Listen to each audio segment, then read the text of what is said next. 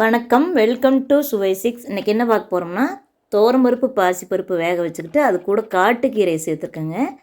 காட்டுக்கீரை சேர்த்து வேக வச்சுக்கலாம். தொய்யில் பண்ணை இதெல்லாம் சேர்ந்ததுங்க. மல்லி சீரகம் சேர்த்துக்கலாம், உப்பு சேர்த்துக்கலாம், மஞ்சத்தூள் ஒரு அரை ஸ்பூன், குழம்பு மிளகாய் தூள் அரை ஸ்பூனோட கம்மியாக போட்டுக்கலாங்க. ஏன்னா மிளகா கிள்ளி தாளிக்க போகிறோம், அதனால். இப்போ பார்த்திங்கன்னா எண்ணெய் ஊற்றிட்டு கடுகு உளுந்து பருப்புலாம் போட்டு சின்ன வெங்காயம் வர மிளகா சேர்த்திக்கிட்டேங்க. ரொம்ப ஈஸி இந்த குழம்பு செய்கிறது, ரொம்ப நல்லது, ரொம்ப டேஸ்ட்டாக இருக்கும். பாருங்கள், நல்லா வதக்கி விட்டு இப்போ தாளிச்சிக்கலாம். கொஞ்சமாக பெருங்காயத்தூள் சேர்த்திக்கிட்டு அதுக்கப்புறம் தாளிக்கிறோம். இது எவ்வளோ தண்ணி விடணுமோ அந்தளவுக்கு விட்டுக்கலாங்க. இன்னும் கூட கொஞ்சம் தண்ணி விட்டுக்கலாம், நல்லா தான் இருக்கும்.